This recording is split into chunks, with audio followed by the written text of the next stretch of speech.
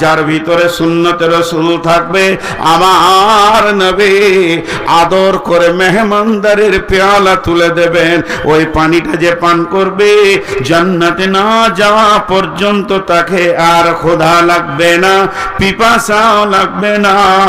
এর জন্যে কিয়ামতের মাঠে 2 নম্বরের সান্ত্বনাদায়ক জিনিস রয়েছেন, সেটা হলো হাউজে কাউসার। একটা তাফসীরে দেখছিলাম যে হাউজে কাউসারটা জমজমের কূপ থেকে তৈরি হবে। এখন যেটা জমজমের কূপ এটাই পরিণত হবে হাউজে কাউসারে। একটা তাফসীরে দিয়েছে, তবে এটা রাসূলের হাদিস নয়। তো হাউজে কাউসার খুব, এটা হলো দ্বিতীয় নিয়ামত। রমজান আসছে না? নেই? সামনে রমজান আসছে না? কে রোজা রাখবো না? এতগুলা বেরোজগার বসে আছে। রোজাদারের 2টি খুশি, একটি খুশি ইফতারে, অপরটি হয় আল্লাহর দিদার রোজ হাসরের প্রান্তরে। ইসলামেরই সওদা নিয়ে আসছে ধরায় রমজান, ভোরের আগে নিয়ত বান্ধ, ভুল করো না মুসলমান। রমজানেরই 30 রোজা মাপ হবে তোর গুনার বোঝা, মাসুম শিশুর মতো আল্লাহ জীবন তোমায় করবে দান, ভোরের আগে নিয়ত বান্ধ, ভুল করো না মুসলমান।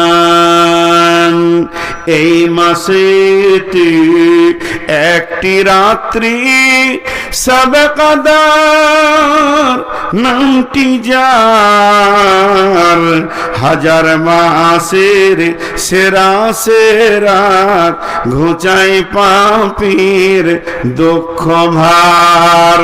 এই রাতেরই উপাসনা আল্লাহর প্রিয় নজরানা, এই রাতেতেই নাজিল হল নবীর উপর পাক কুরআন।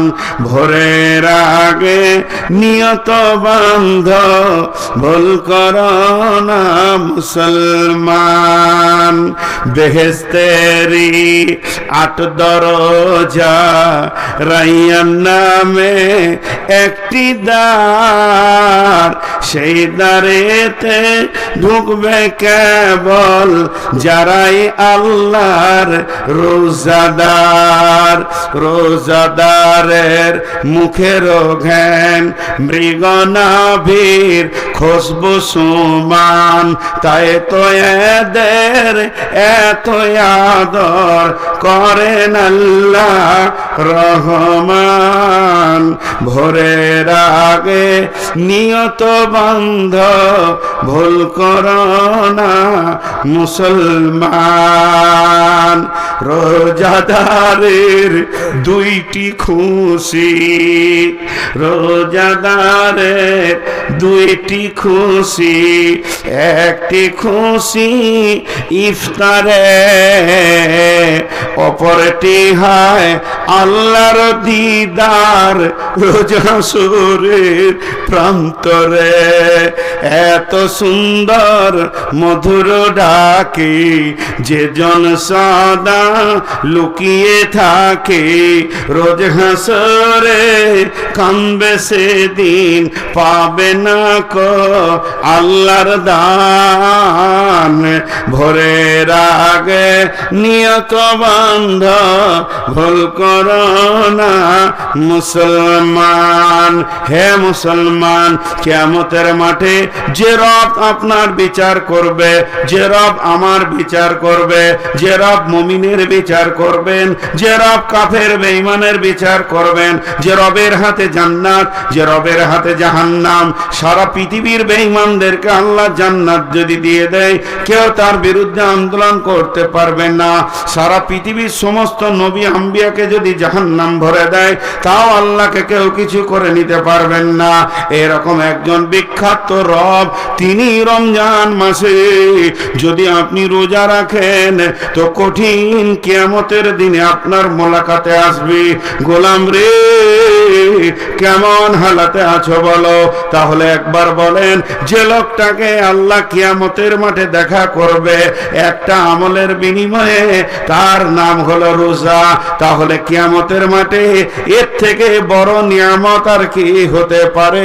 কঠিন কিয়ামতের দিনে টেনশন তো আছেই আছে, কিন্তু ইমানদারদের জন্য কোনো টেনশন নাই। লা তাহজান ইন্নাল্লাহ মানা। আবু বকর, চিন্তা করিও না, আমাদের সঙ্গে আল্লাহ রয়েছে।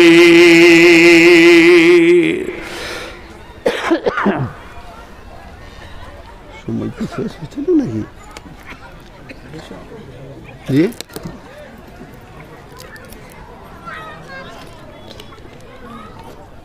আপু 10টায় ছাড়বো নাকি?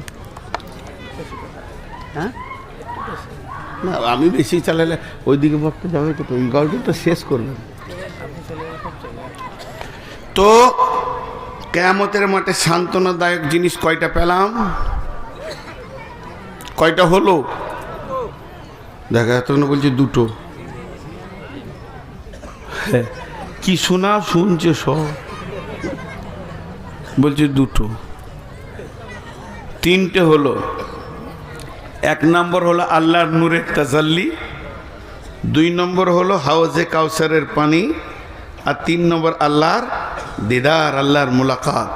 আল্লাহ আমাদেরকে তিনটে জিনিস দান করুন। আমিন। আমিন বলছে না গো, আমিন বলাটাও এত শক্ত। নদিয়ার লোক এত শক্ত তো লয়। ভোরবেলায় বলছে বাসি ভাত খায় নদিয়ার লোক। জি, খান না আপনারা? সুবহানাল্লাহ। না, ভোরবেলায় বাসি ভাত খায় আর খেজুর গুড়ে চিনি দেয় আর কালার দেয়। নদিয়ার লোক খুব ভালো। সুবহানাল্লাহ। আর রকে অ বলে। এটা একটা এলাকা আছে আপনাদের এইদিকে, ওই যে দেবগ্রাম ওইদিকে আত্রি বলবে আবার ওরা। রমজানকে বলবে ওমজান, এ নদিয়া। জি, তো যাই হোক, তিনটে হলো। 4 নম্বরটা, ওয়ান আবি হুরায়রা রাদিয়াল্লাহু তাআলা আনহু قال قال رسول الله صلى الله عليه وسلم سبعة يظلهم الله في ظله يوم لا ظل إلا ظله। আহা, এটা যে কত মহব্বতের জিনিস, একটু ধ্যান দিয়ে এটা শোনেন। বিশেষ করে এটাই তাফসীর করার জন্য বেশি করে উঠেছি। আল্লাহর নবী বলছেন, আবু হুরায়রা বর্ণনা করছেন, বিশ্বনবী বলছেন, এই এমন একটা দিন আসছে রে, যেদিন কোনো ছায়া থাকবে না, মাথার উপরে সূর্য থাকবে তবে আলোকিত নই। আল্লাহ তার আলোকে টেনে নেবেন। আগুনকে 3টে জিনিস দিয়ে বানানো হয়েছে, চাকে 3টে জিনিস 4টা জিনিস দিয়ে বানানো হয়েছে, পানি আছে, দুধ আছে, চিনি আছে, চা পাতির রস আছে। যদি আমি চিনিটা টেনে নিই, জিভ বলে দেবে একটা মাল নাই। যদি আমি দুধটা টেনে নিই, চোখ বলে দেবে একটা মাল নাই। তেমনি আগুনে তিনটে জিনিস আছে, একটা আছে রোশনি, একটা আছে ধাও শক্তি জ্বালিয়ে দেওয়া, আর একটা আগুন। আল্লাহ সূরা বাকারায় বলেছেন, মাসালুহুম কামাসালিল্লাযী ইসতাওকাদা নারান ফালাম্মা আযাআত মা হাওলাহু যাহাবাল্লাহু বিনূরিহিম ওয়া তারাকাহুম ফি যুলুমাতিন লা ইউবসিরুন। এটা একটু বুঝেন, তাহলে ওইটা বুঝতে সুবিধা হবে। কেমন? আগুনকে তিনটে জিনিস দিয়ে বানিয়েছেন আল্লাহ। ধাও শক্তি আগুনের আছে, যা দেবেন পুড়িয়ে ছাই, যা দেবেন পুড়িয়ে ছাই, অন্য বস্তু পারে না। দ্বিতীয় নম্বর, আগুন যে দেখতে পেয়েছি লাল, এটা একটা বস্তু। 3 নম্বর, আঁধারকে আলো করে আগুন। সুবহানাল্লাহ। বলছি আব্দুল ওয়াহিদ নাম না? আমি বিষয়টা একটু সেরে নিই তো। আর 3 নম্বর, পৃথিবী আঁধারকে আলো করে কে? আগুন। আগুন ছাড়া আঁধারকে আলো করতে কেউ পারে না। আমার দিকে আপনারা একটু মুখে সাউন্ড দেন। তাহলে আঁধারকে আলো করে কে? আগুন। জ্বালিয়ে পুড়িয়ে শেষ করে কে? আগুন। আর আগুন দেখা যায় তো, একটাকে যদি টেনে নেওয়া হয়, বাকি দুটো কেমন হবে? কেমন হবে? যেমন ইব্রাহিমকে যখন ফেলা হলো আগুনে, আল্লাহ আসমান থেকে বলছে, আগুন রে, তোমাকে আমি বানিয়েছি, ইয়া নারুকুনি, হে আমার আগুন, বারদাও ওয়া সালামান আলা ইব্রাহিম। এখানে আলা শব্দ ব্যবহার করেছেন আল্লাহ, তার মানে শুধু একজনকে মেনশন করে দিল, আমার ইব্রাহিমের জন্যে তুমি আপনার শান্তি হয়ে যাও, না গরম না ঠান্ডা হয়ে যাও। সমস্ত লোকড়ি পুড়ে আছে, কিন্তু ইব্রাহিম পুড়ছে না। জ্বালানি শক্তিটা আল্লাহ কেড়ে নিয়েছিল। এর জন্য আমার আল্লাহ বলছেন, এখানে জ্বালানি শক্তি কাল্লাম। আর কাফেররা কি করেছিল? আগুন জ্বালিয়েছিল রাস্তা দেখার জন্যে। এখানে ভাই আমাকে টর্চ দিচ্ছে, আমি টর্চটা নিব না, ছুঁড়ে ফেলে দিলাম। এনাকে আমি দেখতে পারি না, হিংসা করি, টর্চটাকে ছুঁড়ে ফেলে দিলাম। এবার আমি আমার বন্ধুদেরকে বলছি, চল, ওর কিছুই লিব না, আমি একটা টায়ারে আগুন ধরাবো, আর এই মাঠটা পার হয়ে যাব ওই আগুনে। আল্লাহ বলছে ধরা। তখন আমি যে আগুনটা ধরিয়ে দিলাম, ওই জিস্তাসকাদা নারান ফালাম্মা জাত মা হাওলাহু, আমরা সকলে সে আগুনের পাশে এসে দাঁড়ালাম যে রাস্তা দেখতে পাবো। আল্লাহ বললেন, আগুন রে, তুই কি ওদের গোলাম না আমার গোলাম? আগুন বলছে, আল্লাহ আমি তোমার গোলাম। আল্লাহ তখন বলছে, আজকের জন্য আঁধারকে যে আলো করিস, ওই ক্ষমতাটা আমি কেড়ে নিলাম। আল্লাহ ক্ষমতাটা কেড়ে নিল। আগুন জ্বলছে, দাও দাও করে টায়ার পুড়ছে, হাত দিলে লাফিয়ে উঠছে, রে বাবারে আগুন তো বটে, কিন্তু আঁধার আর আলো হচ্ছে না, যেহেতু আল্লাহ ওই ক্ষমতাটা কেড়ে নিয়েছেন। অতএব সে আঁধারের ভিতরে ঘুর ঘুর ঘুর ঘুর করতে লাগলো। তো আল্লাহ তাবারাক ওয়া তাআলা বলছেন, সাবআতুন ইদিল্লাহুমুল্লাহু ফি দিল্লিহি ইয়াউমুল্লা দিল্লা ইল্লা দিল্লাহু। হযরতে আবু হুরায়রা বর্ণনা করছেন যে আল্লাহর নবী বলছেন, কঠিন কিয়ামতের দিনে কোনো ছায়া থাকবে না। সেখানে যে মানুষ একটু দাঁড়াবে, আশ্বস্তের শ্বাস ফেলবে, ও আমার মা, ওরে আমার বোন, কোনো ছায়া থাকবে না। আবার বলছে, শুনলেন, একটা ঘাসের পাতাও সেদিন থাকবে না। পৃথিবীটা রুষ্ট হয়ে যাবে, রুটির খোলার মতো হয়ে যাবে, তপ তপ তপ তপ করে জ্বলবে। ওপর দিক থেকেও সূর্য আলো দিবে, কিন্তু তার আলো থাকবে না, তাপটা থাকবে। মানুষ ঘামে ডুববে, পেরেশান হবে, নাফসি নাফসি করবে। ওই অবস্থায় আমার আল্লাহ একটা ছায়া আনবেন, আল্লাহ বানাবেন, ছায়া আনবেন। এটাকে লোক আরশের ছায়া বলে এসেছে, কিন্তু হাদিসের পাতাতে আরশের ছায়া বলে কিছুই নাই। এটাকে রহমতের ছায়া বলা যাবে। বলছে না, তা বলা যাবে না, এটা শুধু আল্লাহর ছায়া। আল্লাহর ছায়া বলতে আল্লাহর শরীরের ছায়া, এটা আবার ভাবিয়েন না, আল্লাহর দেওয়া ছায়া। আল্লাহ ছায়াটা কেমন করে বানাবেন আমার আল্লাহ জানেন। এর জন্য কেউ কেউ বলছে রহমতের ছায়া বলা যাবে, কারণ আল্লাহ রহম না করলে তো ওখানে ঢুকতে দেবেন না। তাহলে ওই ছায়াতে কে থাকবে? ও মা আমার, বোন আমার, বেটি আমার, এই ছায়াটা গরু ছাগলের জন্য নয়, এটা মানুষের জন্য বানানো হবে। অতএব আমারে, খালারে, বেটিরে, আপনি, আমি, আমরা সকলে সেই ছায়াতে থাকব। তবে ওই ছায়াতে বিশেষ কোটা আছে, যদি সেই কোটার মধ্যে আপনি না পড়েন তাহলে সিট পাবেন না। ট্রেনে উঠলেই যে সিটে শুতে পাবেন তা নয়, আপনাকে টিকিট কেটে রিজার্ভেশন লাগাতে হবে। যেমন রিজার্ভেশন লাগাবেন ওই রকম ছায়াতে জায়গা পাবে।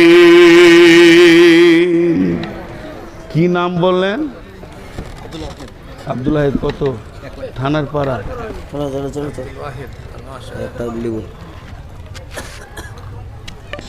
আব্দুল ওয়াহিদ, থানার পাড়া, 1 লক্ষ টাকা দিয়েছেন। আল্লাহ তার দানকে কবুল করুন, বলেন আল্লাহুম্মা আমিন।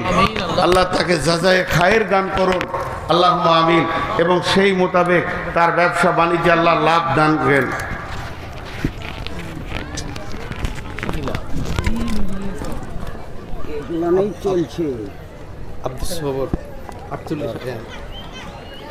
তাহলে এই যদি ধরে নি তাহলে আর বায়ান করবো না, কিন্তু তাহলে দান শুরু করে দিন। তবে দান শুরু করলে 5 মিনিটে বেশি থাকবো না, আমি আমার নীতিতে চলবো।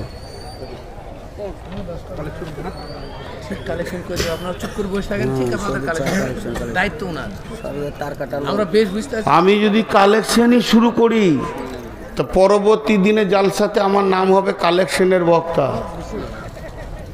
আমি লাইফে ওটা করি নিয়ে করবো না, তাতে আপনারা আমাকে লেন আর না লেন, মিনিট 5 শেষ দিকে করি দেবো। এইটা হলো আমার নিয়ম। এইটা হাদিসটা তো শুরু করেছি, তো আপনারা উঠিয়েন না। দেখেন আজকে এই মাদ্রাসাটা আছে বলি এই জালসাটা পেয়েছেন। মাদ্রাসাটা ধ্বংস হয়ে যাক এটা আমি চাইছি না, তার কারণ আমিও মাদ্রাসারই ফসল। কথাটা বুঝাতে পারলাম? আজকে মাদ্রাসায় আমি না পড়লে এই কথাগুলো বলতে পারতাম না। তো আপনাদেরকে আমি চটচট করে দিয়ে দিচ্ছি। তো কি বললাম যে ওই 7 জন ওই কোটাতে স্থান পাবে। মা আমার, বোন আমার, একটু ধ্যানের সঙ্গে শুনি। আর আমার মাথা একটু কমজোর, আর এমনি সুগার 488 মেপেছি, তো এগুলো বলে লাভ নাই, কারণ আমার শেফা দেনেওয়ালা আমার আল্লাহ। বলছি কেন? মানুষের রোগের সঙ্গে মিজাজের সম্পর্ক থাকে। বেশি খুটুর করলে ধুমকি শুরু করে দিব, কারণ আমার রোগ যখন আছে তো আমার মিজাজও বেলাইন হয়েছে। অতএব আপনারা ধৈর্য ধরে শুনেন। 3টে বলা হয়ে গেছে, এইটা খালি বলে দিয়ে আমি সমাপনী দেবো ইনশাআল্লাহ। আর আপনারা মাদ্রাসায় টাকা দেবেন তো? চুপ করে আছে, দিবে না, খুব সমস্যা আছে।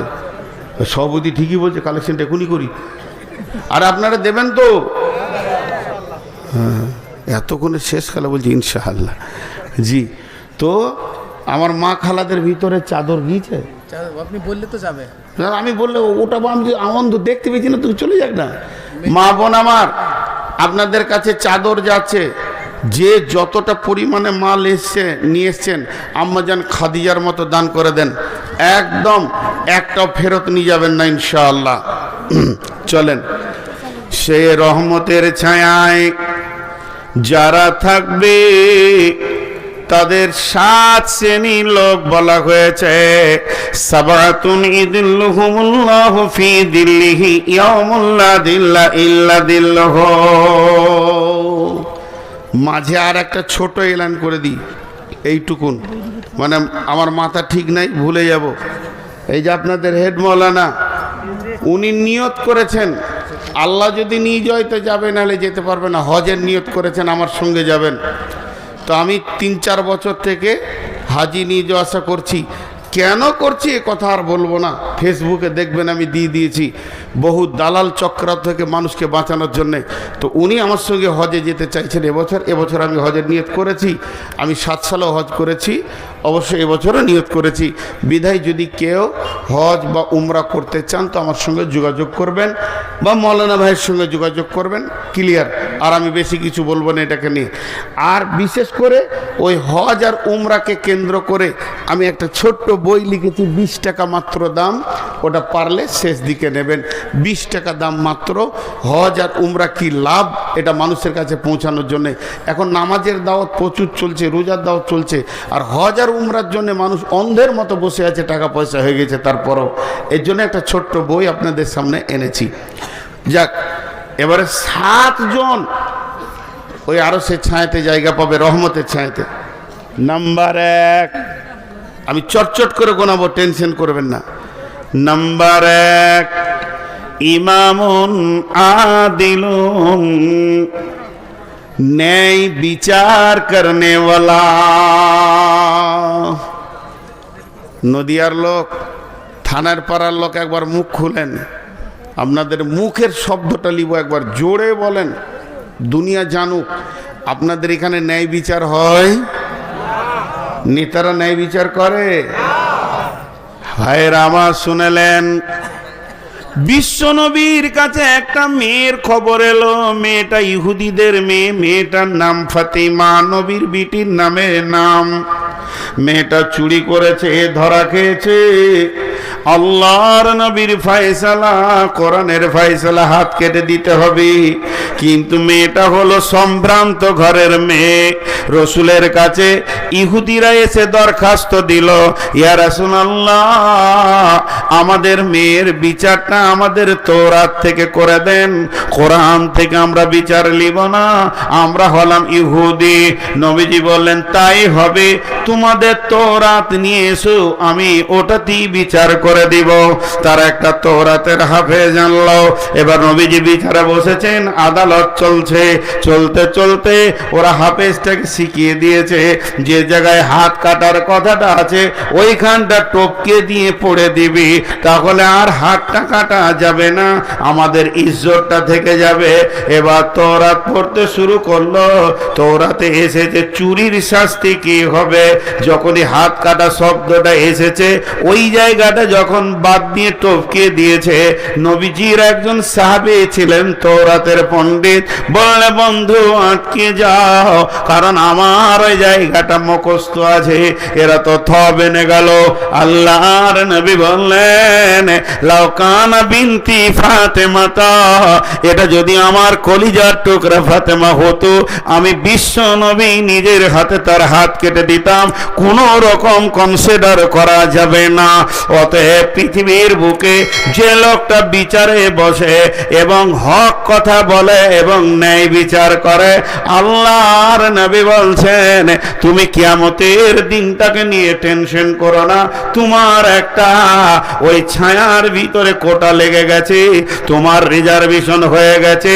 সমস্ত হাসরবাসী নাফসি নাফসি করবে তাপে, আর তুমি এসি রুমের ভিতরে। পৃথিবীর এসি যদি এত সুন্দর হয়, তো আমার রবের এসি কত সুন্দর হবে। সেখানে তুমি আরামে সময়কে অতিবাহিত করবে। ন্যায় বিচার চলে গেছে পৃথিবী থেকে। হযরত উমারের বিচারগুলো যদি বলতে লাগি সময় লম্বা হয়ে যাবে, কিন্তু একটু ভাবেন,